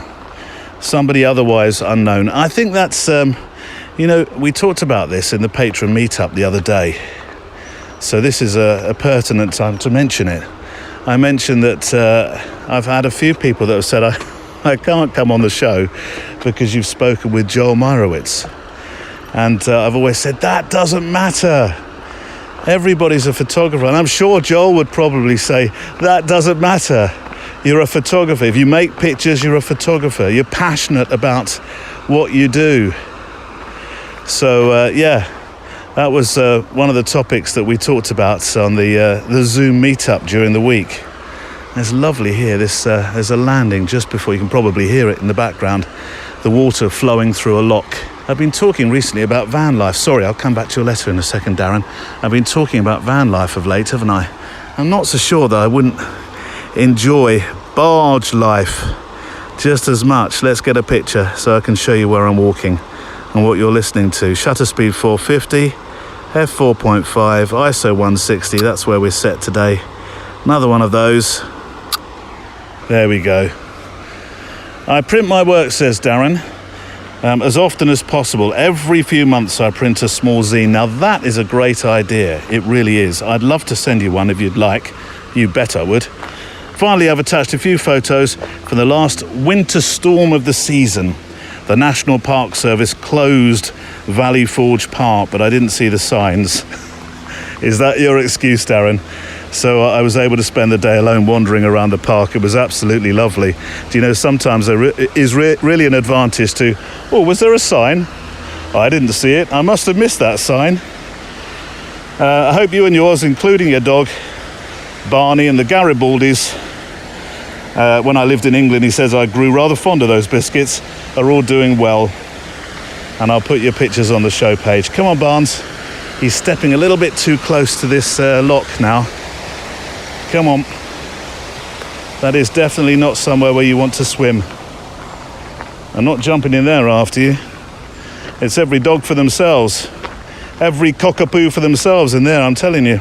On that note, and since you mentioned assignments in your letter to me, Darren, I'd like to mention the assignments show that we have on a Monday. It's really a chance for you to think differently. I say this in the intro to the program each week. Really a chance for you to think differently about the pictures that you make. Oh, there's a train going past. Oh, my young son Thomas, it's a freight train, Dad, and I can't really see it properly to photograph because it's behind these thorns. Oh, too late now, it's gone. Oh, don't tell him. I'll be in such trouble otherwise. He uses an app and he'd have said, oh, I could have told you that was coming and found a better place to stand. Come on, Barnes, come this way. I just found another stick. Bring the stick with you. Come on. Bring Sticky. Stick of the day. Yes, so the assignments. Yes, it's a way to think differently about your picture making for the next 7 days. But not always 7 days. And I want to mention in particular an episode we did. It was episode 309. Not far back, and you were given a month. I think we must be, 2-3 weeks almost into that now. So maybe you are planning something across these 3 weeks, I don't know. But Nick Brandt, the environmentalist photographer, it's a real challenge. It was a real challenge, or it is a real challenge, because from the moment you pick it up, you have 4 weeks. He gave us 4 weeks to think of something, and he is a photographer who is driven by this anger when he makes his pictures. That's his driving force when he makes his environmental pictures. Stunning, amazing, incredible ideas that he has. So he asked us to dig deep. So there we go, dig deep again, dig deep, and really think about the environment and the world when making some pictures. About something that really angers you about the environment, something that's going wrong, something that's not right. Immediately, I've been thinking about how I might do this. And I was thinking, well, shall I make pictures of exhausts? I bought, so this is going back, car. How long have we had car? 3 years? How long have we had your car? Oh, I don't know, about 3 years, 4 years. So there we go, 3 years. I bought an unleaded fuel car because I believed at the time that I was making a purchase that would be good for the environment, and that diesel cars at the time were getting a proper thumping in the media. They really were. So I bought an unleaded fuel car, only to find out that actually diesel was not the work of the devil to the extent that I thought it was, and that having a car that would do, close your ears now, car, Are you moaning about me? I might be, having a car that would do 50 miles to the gallon would be a lot better for the environment than a car that does 33, I think, was the last average that I saw. Oh, you are moaning. Well, I'm not moaning, I'm just sort of stating a fact, really. I mean, we're stuck with you now, car. What? I can't believe I'm having a conversation with my car this early on in the show. Well, I suppose it's not that early. So, yes, so I did start to think, well, what could I do? What environmental thing could I make pictures of? And there is, of course, a fuel crisis now, and the fuel prices across the world is a real issue. So that's something I genuinely do feel quite miffed and angry about. So there we go. That was what I was planning. So I'm looking forward to seeing what you might do for what I think has been possibly the most. Oh, look, they've all got a challenge in them. Of course they have. But because of what you're being asked to do, and do go take a listen to that episode, number 309, I think that's a challenging challenge. It's a challenging assignment, that's for sure. Perhaps we should play, I'll tell you what we'll do, let's play a few moments of inspiration from that episode, from Nick Brandt, episode number 309. Nick Brandt. I don't see it as a negative thing at all. It is a motivator. It gives me energy and focus when I'm able to channel that anger into something creative and is therefore positive, because hopefully some, as I said, enlightenment, illumination, thus leading to change. I don't want to have delusions of grandeur. I just hope that the work is just part of a dialogue that grows about particular issues. I find the ongoing escalation of single-use plastic obscene. That we are talking about the vast amount of consumption of oil and energy to create these plastic bottles and containers that get used just the one time, that end up being thrown out, and maybe some of them end up being recycled, but a lot don't. So something like the planet-wide proliferation of plastic is I think an incredibly consequential issue. And just the fact that then those break down into microplastic particles that then have been found in every corner of the planet, and even now found in the bloodstream of babies, etc. And what impact that may have on humans' health over the decades. And again, I just think it's like whatever you feel passionate about, that you feel there could be change towards cliche, corny, a better world, then concentrate on that, focus on that. Nick Brandt setting an assignment on episode 309, an environmental challenge, environmental assignment, which perhaps might reveal your more angry side about a particular subject. And also, I meant to mention Darren as well. Thank you so much for the photographs that are on the show page today. They are truly wintry ones. You know, if a photograph can make you feel a bit chilly, if that's possible, if a photograph can make you think, oh, that looks a bit cold, then that's a success, isn't it? And yours do exactly that. We're just walking across a weir. Come on, Barnes, this way, quick. It's a very, very narrow part of the path with a weir on each side. And Barney's looking particularly interested. So if I move quickly enough, come on, Barkalot, this way. He'll not think about jumping in. This way. Come on, good boy. There we go. Powered on through there, so we did. I think there's a bit further up here. Barney, come here. Barney, come say hello. No, I'm looking for the river. I know, well, the river's right by us. There's a bit up here I think we could possibly, it's a bit of a sort of landing area, possibly sort of take a bit of a swim there, Barnes. What do you think? Good idea, I think. Right, second part of my interview today with my guest, Simon Townsley. Absolute privilege to talk to a photographer so well regarded around the world. And you'll see Simon's pictures on our show page today, so do go and see some of his work, and of course I'll link to his website so you can go and look at his portfolio and the stories that he has been making around the world. But he mentions within the interview, and you'll hear, he makes a cursory mention of his family, and I'm never sure. It's something. This says more about me than those that I talk with, I'm sure. I'm never particularly confident to bring up the subject of family when I'm talking to photographers who go to some pretty tricky places around the world. And I suppose in many respects I'm a bit reticent to mention it because I'm not sure that A, they want to share that they do have a family, B, what that family has thought across the years.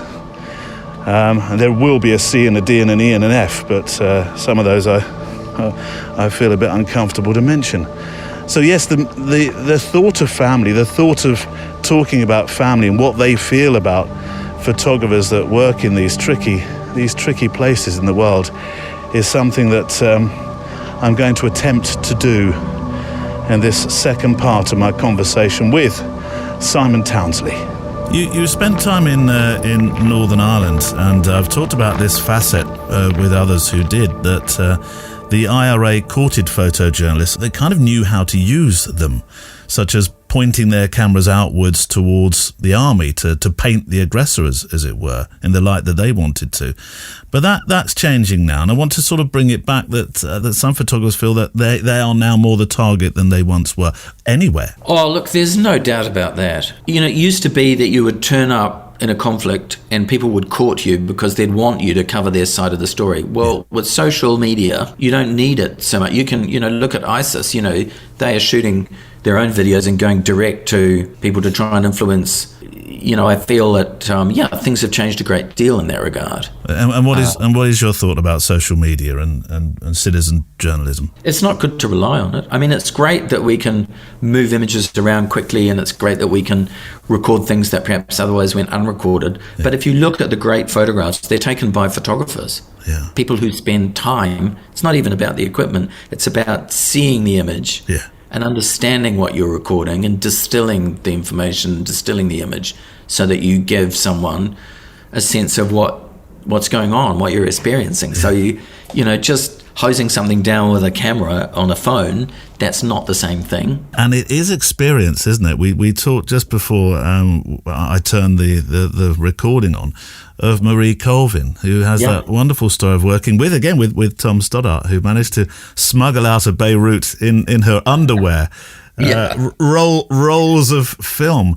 It's the experience that's really important, and that's why I think photojournalists like you are probably really important, obviously, because you have that track record, which isn't easy to buy. You can't buy that experience. No, I smuggled film out of the Congo a long time ago by giving it to the Belgian airline crew. I met the captain in the bar at the hotel.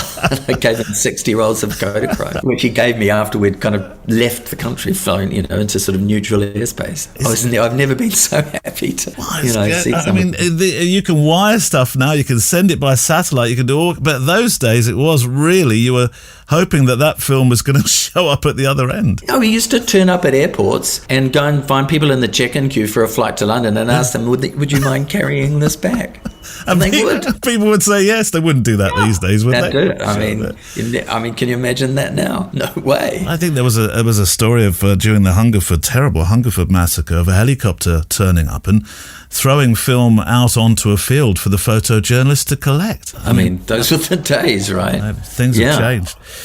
There is going back to Northern Ireland, there's an extraordinary story from your time photographing in Northern Ireland, and I'll share, of course, a link to your website, because you have to see this picture. I'll try and paint the picture. There's a soldier crouched down on patrol. He's holding his gun. He looks very intense. He's looking forward. He's looking out. You're in front of him and you're photographing back along him, but directly behind him there's a young girl, and I think she's, 6, 7 years old, something like that. She's holding a gun, but she's pointing it into her mouth. It is what on earth is going on here picture. Well, that's that whole kind of contrast or juxtaposition between, being in a residential neighborhood, with soldiers, combat-ready soldiers. Yeah. So you've got people going about their day-to-day life and soldiers going through their drills, doing what they do on exercise. Not just exercise, but it's a serious, there's seriously feeling under threat, they are under threat. Yeah. So they're behaving in totally different way, these two different groups of people. You know, the girl with the gun, when it's a toy gun. Okay. It doesn't look like a toy gun. It doesn't look like a toy gun. That's the thing. I mean, it's remarkable, really. I mean, when I brought it back to the office, they just couldn't quite get their heads around it. No, I couldn't. But yeah, she's just so they're so used to guns being around, and because you don't see toy guns around now, right? Nope. You just don't. Kids don't play with guns. Nobody buys. I don't even know if you could get a gun in a toy shop for a kid. But there was this young child with this thing, and she was just, I guess she'd been playing a game. She had been playing a game with her friends, and she was just chewing on it because she was hungry. It's just an extraordinary moment. It's just bizarre. I mean, it's a picture you have to see. There's another picture, talking of children with guns, a deeply disturbing encounter. You describe it as 1 minute ready to riddle me with bullets, the next a little lost boy. You're talking about the child soldiers of Liberia, a story from 1997. You have no idea what's going to unfold before you during these intense moments. Well, life is so cheap at those moments as well. Well, they're just kids, right? I mean, I've got a whole lot of kids, and I wouldn't trust them with a gun. I have trouble getting them to clean their teeth. Yeah, the idea that these youngsters have been given such powerful weapons, or any weapon at all, and then I'm kind of interacting with someone who could just have a total tantrum the way that my teeth-cleaning denier children do. But instead of being angry and shouting what a ratbag I am, he could just pull the trigger. Yeah. You know, what are you doing here? I don't like you. Get out. I'm going to shoot you and prove what a big man I am. I mean, you just have no idea. But actually, he was okay, you know. But in the moment, he was pretty threatening. Him and his mate, and they're led on by the older boys. The older boy behind him looked really quite riled by the whole situation. But you've mentioned family. You've mentioned your children. Well, how does this work with family? Because these are intense situations. They know what's going on in Ukraine. They've seen your pictures, such as the lad there with a gun running towards you. What do they feel about it? Well, they're worried, but I think they're fairly trusting of me, and that, you know, I won't take unnecessarily high risks, although there is a risk. My littlest is 8, and she is not. I didn't tell her I was in Ukraine. Where does she think you were? It's kind of irrelevant, you know. If Dad's gone to Zimbabwe or Zambia or Ukraine, it's the world. Yeah. So my 20-year-old, he was pretty nervous about it. He said, I thought you'd given up war photography. And I said, I'm not a war photographer. It just happens to be the story. Yeah. He didn't really buy that, but that is the case. Well, another place, I witnessed your pictures from one of your latest assignments, the headline being Inside the Taliban's New Drugs Hell. I don't know why for one moment I thought the regime would, call me naive, Simon, feel free to, but I thought... I don't think I need to do that. I don't know why for one moment I thought the regime would somehow thwart, perhaps on understandably religious grounds, the heroin trade. Yeah.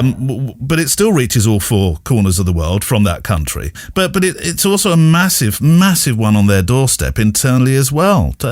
Tell me what you found and how on earth you ended up on this particular story. Well, I'd been told that there was a huge drug problem in Afghanistan, and I had seen some pretty strong pictures from earlier on in the year, in the winter, of the bodies of addicts on sort of rubbish heaps, really.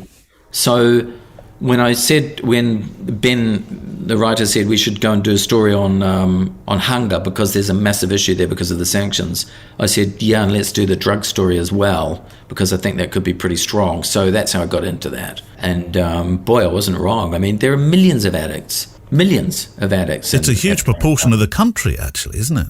Yeah, I mean, there's 40 or 50 million people there and 3 million addicts plus. It's just a huge problem. So we turned up, we got permission to go and visit the rehab hospital, and the rehab hospital said, come and have a look around. The Taliban, first of all, rounded up. We're a 1,000-bed hospital. They brought in 3,000 people, so we had 3 to a bed. And we had to say, you can't bring all these guys in here because we can't feed them. We have no money. So now there are 300 people in a 1,000-bed hospital. And under that bridge that I photographed, there are 1,000 men, almost all men, living and dying, you know, really looking into the pit when I stood on top of the bridge, wondering how I was actually going to photograph it.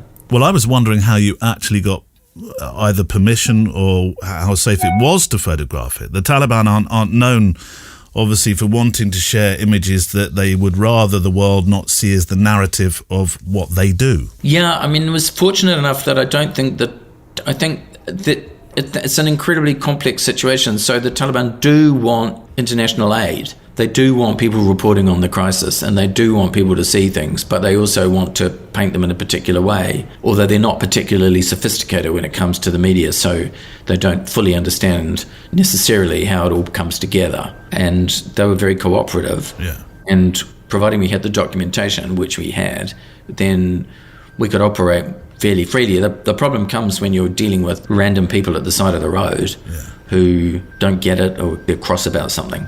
So we had to be a little bit careful. And then coming across this scene, I just sort of nibbled away at it, really. And you have to, in all these situations, you have to behave as if you're supposed to be there. Yeah. So people will try and shoo you away, and you can act stupid, or you can be friendly, or you can try and calm them down, but don't go backwards, just keep moving forwards gradually. It's easier to get forgiveness than permission. But it's, when it comes to photojournalism, you've got to take the photograph, and then, somebody might try and make you delete it, but, there are ways around that. Yeah, so I went and I started photographing from above the bridge, and then I went down the riverbed and moved in closely and slowly, and then over a period of 3, and eventually, and the people were saying you can't go in there. So you were winning trust all the time then? Yeah, I think people were, I was winning trust. People weren't, they saw I wasn't a threat, or perhaps didn't perceive me as a threat. Yeah. And so over 3 days, so after this first day, I got back to our base and I thought, I can't photograph this without going right in the middle of it, because I've been told you can't go right in the middle of that. And you did.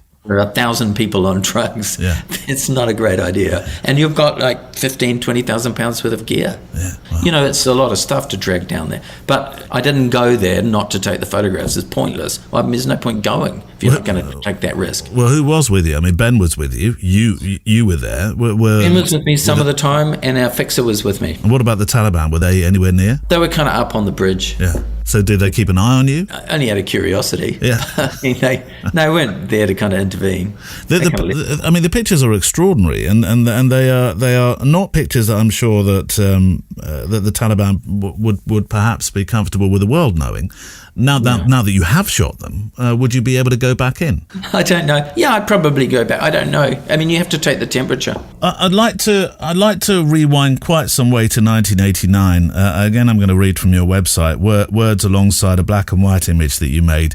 It was cold. I know you know this picture. It was cold the night of the 9th of November, and among the thousands upon thousands at the Brandenburg Gate, this man chose to express his newfound freedom by removing all his clothes and jumping down into East Berlin, an act that not long before would have resulted in him being shot. For me, this image redefined my approach to photography. They're your words. And again, look, let me bring in Tom Stoddart as well, since we've mentioned him. He recounted to me that whole period, that story affected his storytelling in a very positive sense, in the way that he worked from that moment onwards.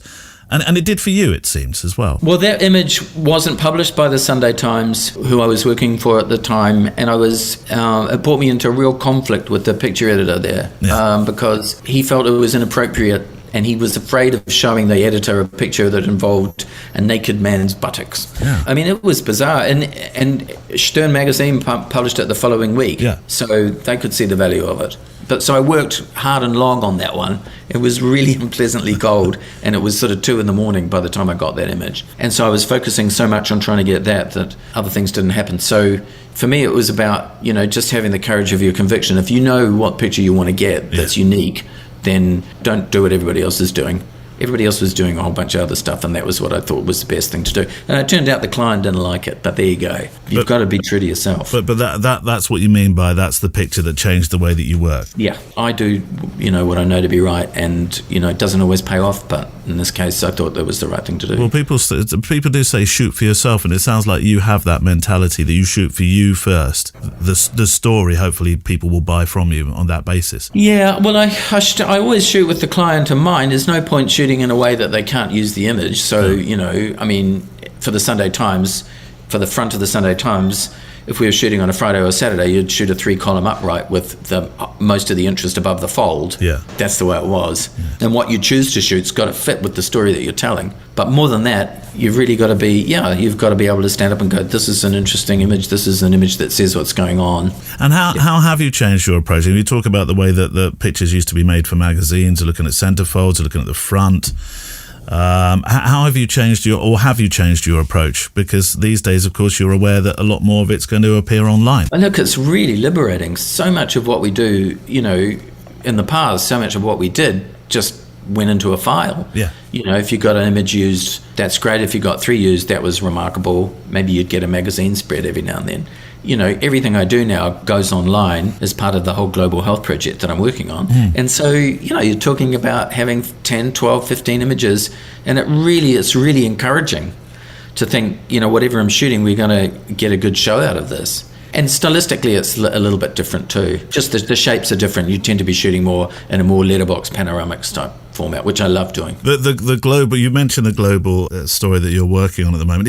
Was Oil Man a part of that, by the way? That was Oil Man was a departure. So after I finished with the Sunday Times, I wanted to work on photography just for its aesthetic. Yeah. And I embarked on a 2-year project photographing the global oil industry in a way that was really a series of industrial landscapes predominantly. Incredible pictures. Because I wanted to think differently, and I was sick of squeezing everything into a tiny space. So all of those images were shown at 3 meters long, these enormous prints. That was what I shot it for. And so what's this new project that you're working on now? Yes, so there's a project at the Telegraph called Global Health Security, and it's funded by the Bill and Melinda Gates Foundation. And so they've given the Telegraph a pot of money to cover these very specific stories on global health security, to look at what's going on in the world that affects us back at home. And so I've been working on it for about 4 years now, and there are a group of 10 of us. That I'm the photographer, and then we've got 9 writers based around the world, and I join them for different assignments. I'm intrigued I was going to ask what's next, but you don't really know, do you?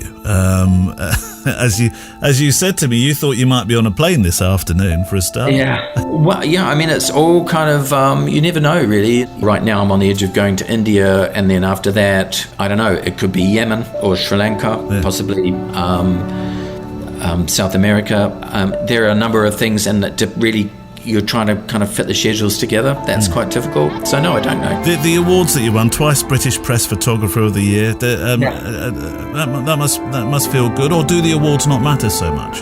You know what? It didn't matter when I won them. It was a few years ago. Yeah. And now I look back and think, that's handy. It's nice to have a brand and to have the awards, and it helps when you're marketing yourself. And I didn't used to care about that stuff. I guess that's a nice thing. I do want to ask you just one final question about the picture that has perhaps made, I think perhaps the one from Germany, from the Brandenburg Gate. Obviously that changed the way you photograph, but I see many moments, and they're very intimate moments, pictures that you take, such as, that little girl with the tears in the Andaman Islands. That's an incredibly powerful, potent picture.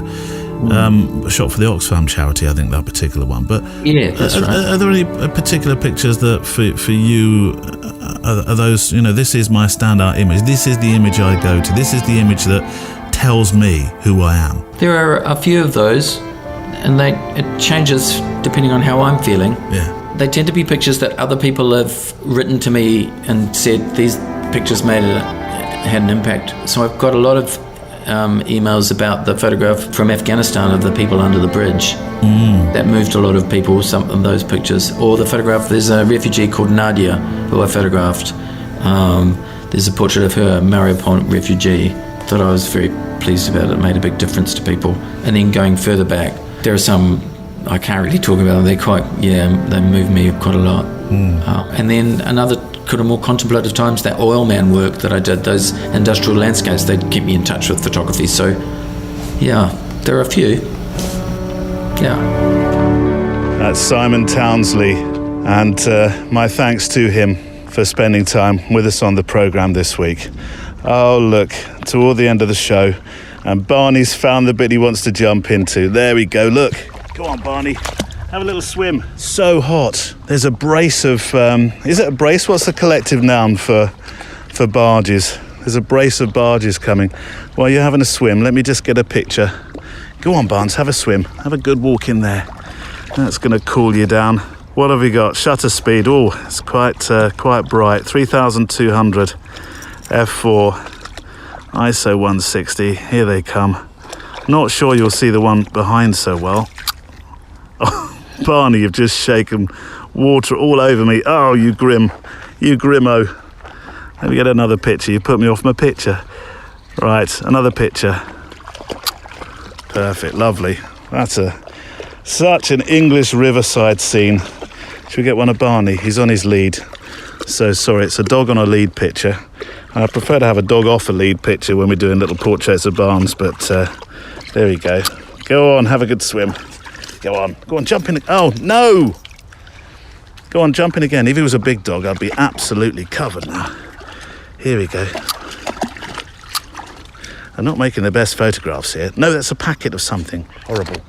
Terrible habit. Come on, this way. Right.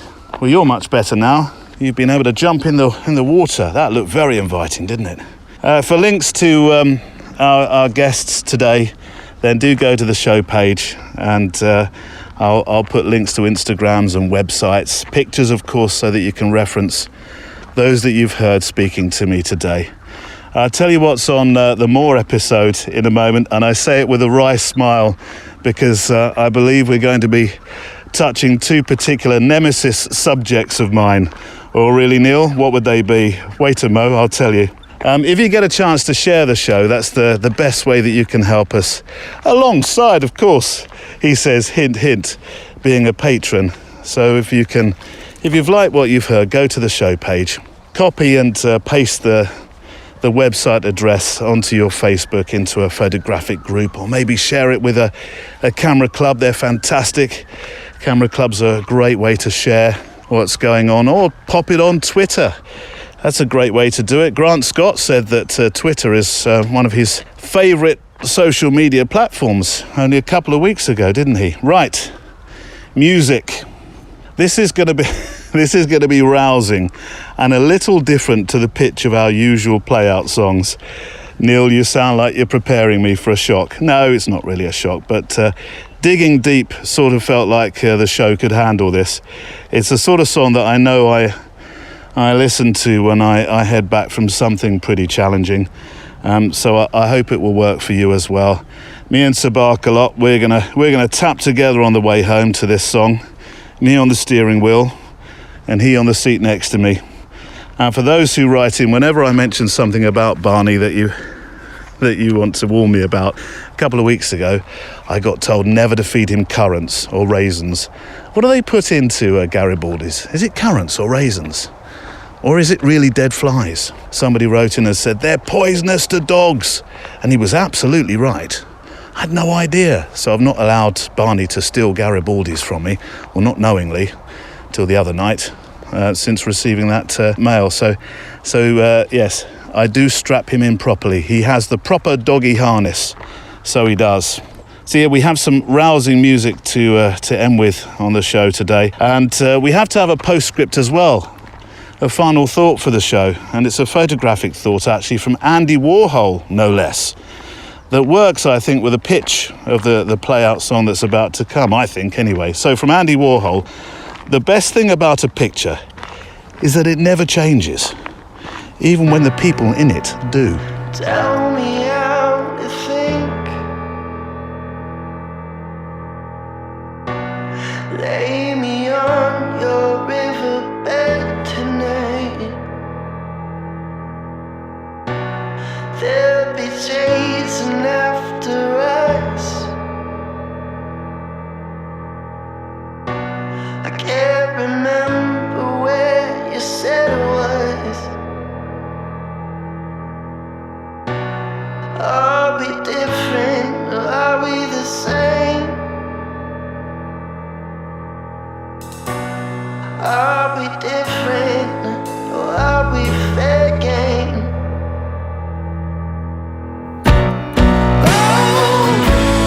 Take my body.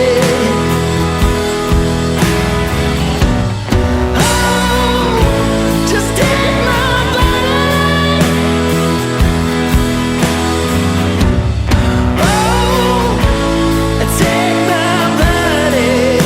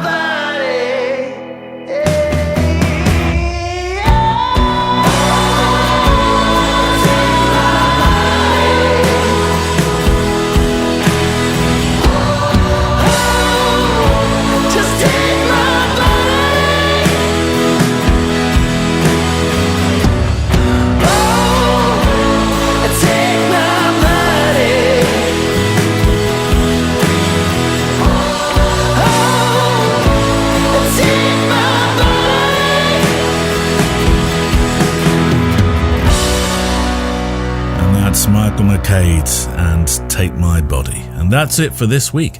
My thanks to Simon Townsley and Ross Brocklesby and Craig and Sue and Paul, our patrons, and Charlie Clift and Nick Brandt and mpb.com, and all those who are patrons, which you can join through the link on the website photographydaily.show. And for those wonderful supporters who are, tomorrow is the More Show. It's your own weekend oasis of a little extra for your kind support, and we're going to be talking about Morris Men. Yes, it had to come sooner or later. A photographic food disaster where, frankly, in some parts of the world, I might well have been sued, and a little more on copyright ownership of your pictures. Monday is assignment day, and guess who is setting the first of two that he's recorded? Only me old reprobate buddy mate Kevin Mullins. Yes, Kev is setting the assignment on Monday. Music today for the wonderful artlist.io. Links and further research to what you've heard on the show page, as I said. And there's a handy link in your podcast player out to that. My thanks to Neil Ford for understanding the tech that he knows I don't. Emily Renier for your eyes in the Facebook group. And Andrea Gilpin for making sure Instagram is engaging. And in her, I suppose, new role of being sure to reply to your messages alongside me. I couldn't do it without you, Andrea. Thank you. Just a short clip to come on how keen Sir Barkalot is before he even gets out the car. But I look forward to photographing with you, hearing from you and talking with you next time. What's the matter? What's the matter? I know. Do you want to go for a walk? Is that what you want to do? Yeah? Do you want to go for a photo walk? Say photo walk. Photography Daily is a Loading Zone production.